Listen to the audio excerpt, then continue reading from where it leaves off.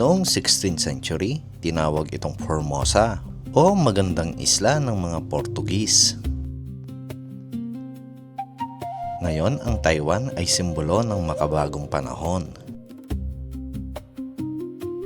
Isang isla na hinubog ng kasaysayan mula sa mga katutubong Austronesian hanggang sa impluwensya ng mga Dutch, Espanyol at Hapon.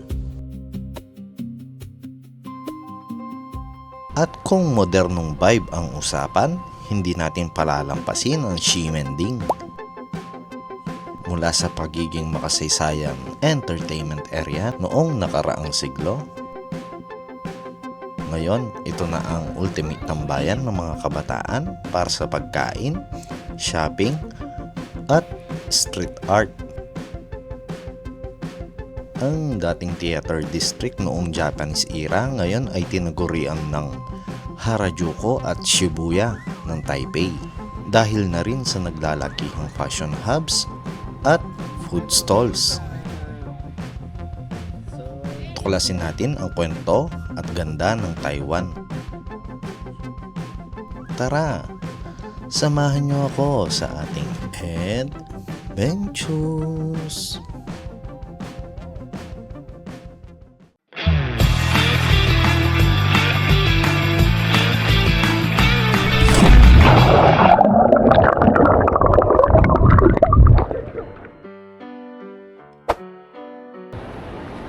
So yun guys, what's up sa inyo mga ka-adventures. Today ay pupunta tayo sa Taiwan. Yan. Anniversary kasi namin ng misis ko, no? So at the same time, vlog na rin ako. Papunta ako doon. Actually, kanina pa ako dito. Kanina pang morning dito sa Clark International Airport. Yan, hindi na lang ako nag-video ng yung papunta ako dito para makapag-concentrate ako. First time ko kasi mag-travel overseas, no? Pero nakapag-travel naman tayo sa domestic, no? Sa Mindanao. Pero sa international, first time natin. Napakaganda ng ng airport ng Clark. Actually, first time ko lumipad dito. Karamihan sa naiiya ako lumilipad dati. Immigration na ako. Ito lang naman yung dala ko.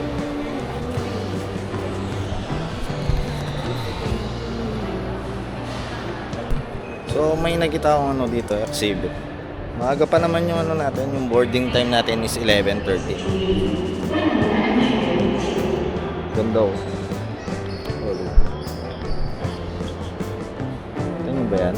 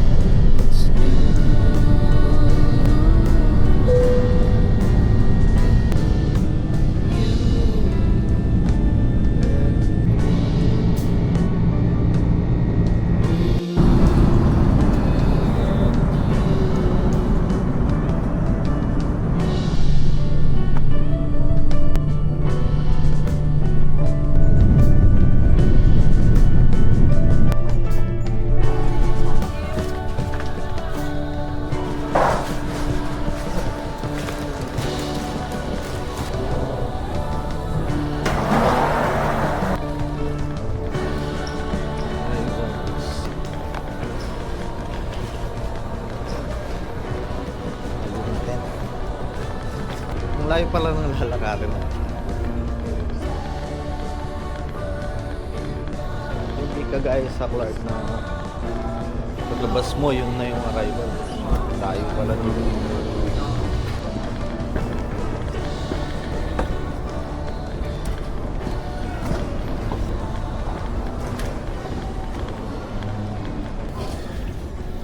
natin yung baggage natin. Yan. Problema na lang natin yan. Wala tayong data. Pahaba yung ano nila dito, yung airport nila. Kaya medyo nakakapagod kasi haba nung nilakad ko.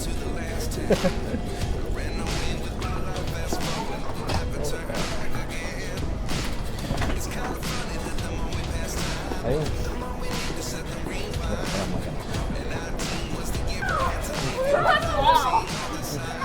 Bawal nagbibideo.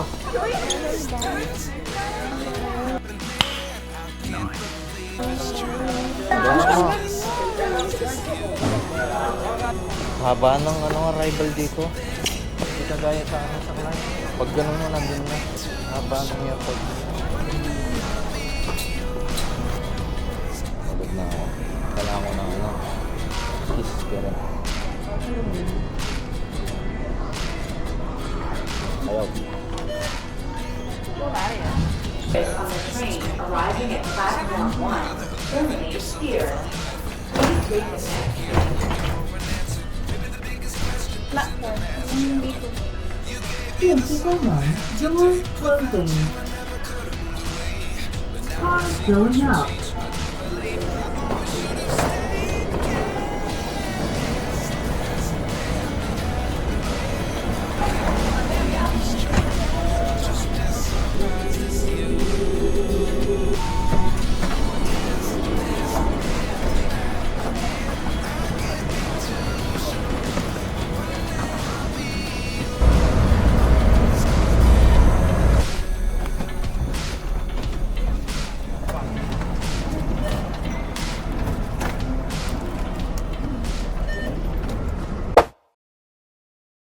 Yo! Hindi ko alam kung ano sasabihin ko dun sa airport. Maganda kung maganda eh. Sobrang haba. Sobrang haba ng nilakad natin.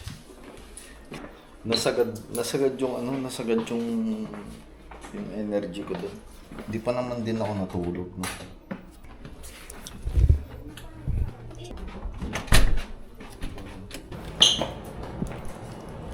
Ayan, bababa muna kami. First day pa lang to guys. Hanap kami ng pagkain.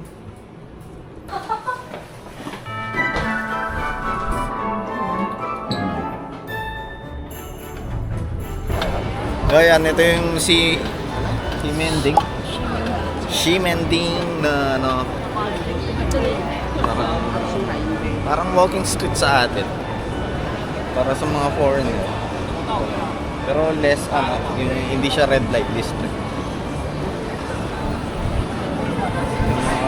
Pagkain namin. Tapos ng mga building dito. Oh, yan na.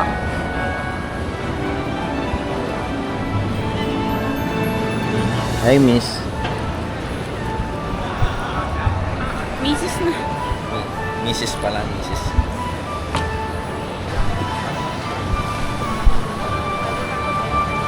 Ayan, dito sa Xingmending, marami kang makikita artist. Ito guys, parang ano to, parang Tokyo.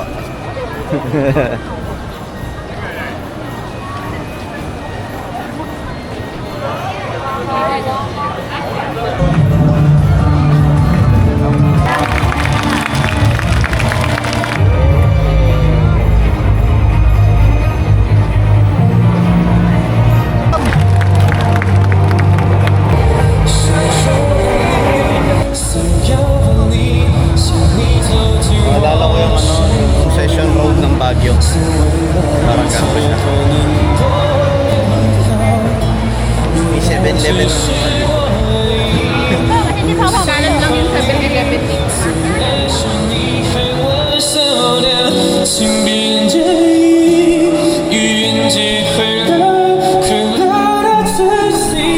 Nakakaiyak, mahal. Kahit di ko maintindihan.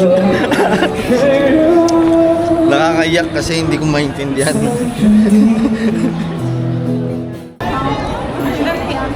Ayan. Nang ano? Ano yan?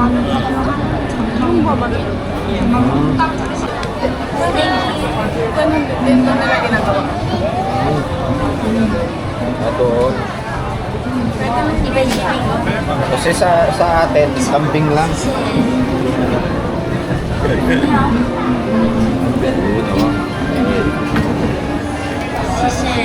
Bobo milk tea.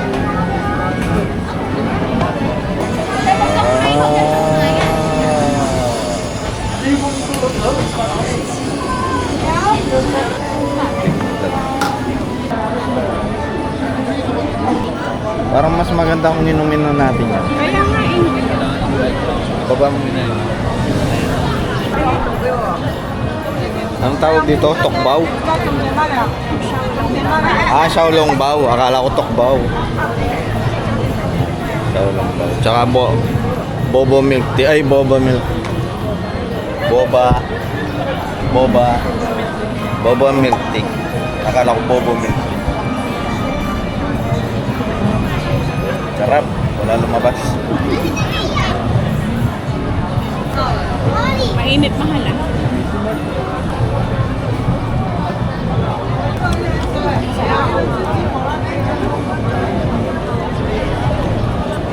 Longbaw. Masaw longbaw. Okay ito. Hindi ako nagpo-food review pero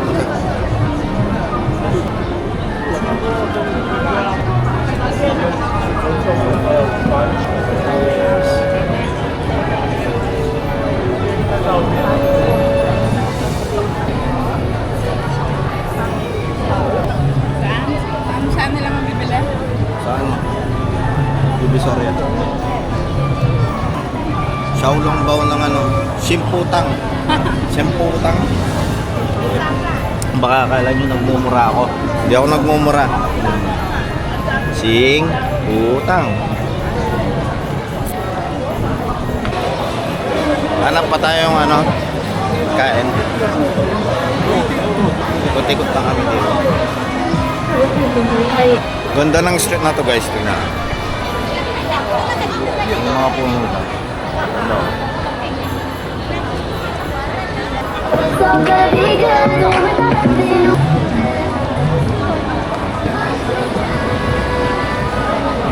Tawa.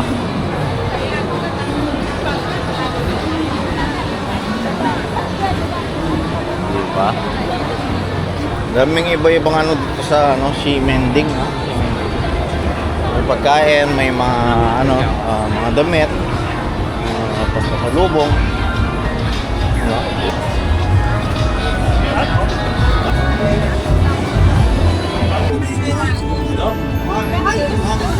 Ito si napadpad kami dito sa ano, dito sa mga street food. Meros mo na yan insan. Meros mo na yan insan. Sobra na galing na yan insan. Tiga, Jo. Tiga. Ay, kailan Chelsea ka, boss eh? Okay, tornado insan. So, yan. Sobra na galing na yan insan. Tornado! You say kuya. You say tornado!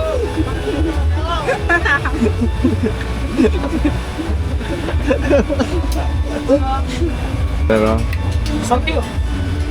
galing ko. Yung mga sausage niya, sobrang dami. This is rice. Eh, rice. Ah, okay. Okay. Pangkalan! Okay, nabili ka lang eh. Crispy. Ganun mo daw kainin na.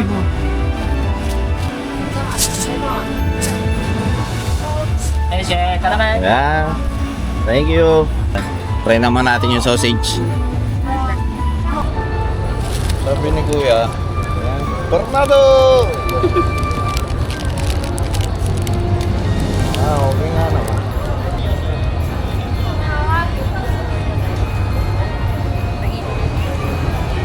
Yung rice niya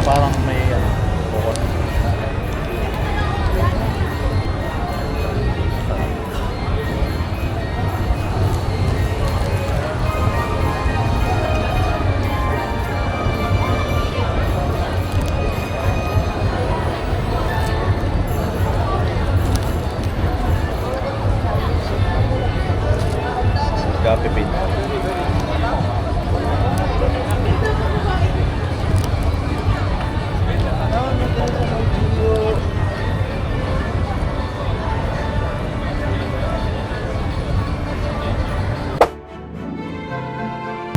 Busog na ako guys. Pwede na ito. Bili mo rin tayo sa 7-Eleven. Ganito yung ano, di ba yung 7-Eleven natin sa Pinas? Parang pagkain ng pusa yung binibigay nila pag... Hindi legit! Mabash ka pa. Lopak eh. Para talaga pagkain ng pusa. Tingnan nyo dito guys. Oh, basta talaga. Oh, may ano talaga. Ganyan pala. Kaya yung 7-Eleven dito, mabusog ka talaga din. Uwi na kami, hindi namin alam saan. Ay, ganda oh.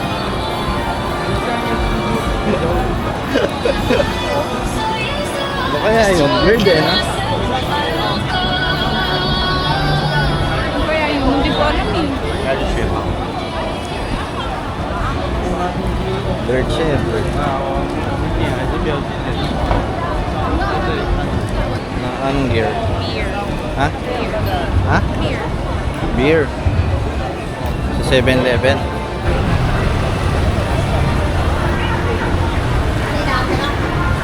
Ayan guys. Bumalik kami sa bumili pala kami sa isang 7-Eleven ng beer. Ayan. Tubig. Mahal lang binili ko. Meron kasing istorya yan. Diba, sabi ko bili tayo ng beer. Nakita ko kasi kumuha siya isa lang. Dalawa. Akala ko kasi isa lang. Tapos yung umiikot sa isip ko, dapat dalawa para mas pumogi ako. Pogi ka naman sa paningin ko. Ay, Para mas pumogi lalo. pogi ka naman sa paningin ko. Talaga. Yung maganda dito sa Ximending guys, yung mga kalsada nila, kahit yung pinakamaliit na eskinita, sobrang liwanag. So naglalakad na kami pabalik dun sa hotel. Sumobra lang kami ng konti kasi ano naman, Google Maps is the key. Pang Google Map lang kami. Hindi namin alam yung mga daan dito. Kasi ako, taga dito sa Taiwan pero laking probinsya. Gen Z din yung dito. No? Parang nakikita ko yung mga Gen Z. Tsaka alam mo ba, di ba sa atin, di ba ano, di ba yung mga kabataan sa atin, yung mga kabataan sa atin, Oh. di ba pumuporma sila pag pupuntang mall. Oh. Dito, yung mga night market nila, doon sila. Naka-get up talaga. So, maganda yun. Parang ang daming ano dito. Accessory na pwede kong bilhin sa bukas. Ito tayo bukas, pag may energy na. Kasi sa ngayon, nararamdaman ko na yung pagod, Oh, yan kasi. lele. Hindi ako nakatulog eh. Kasi out ko 1 AM. Pag natulog ako, kilala ko yung sarili ko eh. Diretso lang ako din. Oo, baka maiwan yung eroplano. Mauna na. Power on!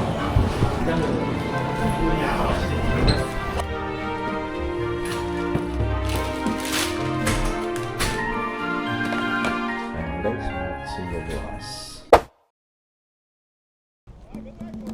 Ang lalaki ng ano nila na yung mga parang palace nila. Itong monument lang to yung mukhang palace yun eh. Picture lang kami guys. Akyat tayo dito sa ano. Dito sa ayun may rebulto nila dito na Shanghai. Siya si Chiang Kai-shek. Ganda oh. Malaki na revolta niya.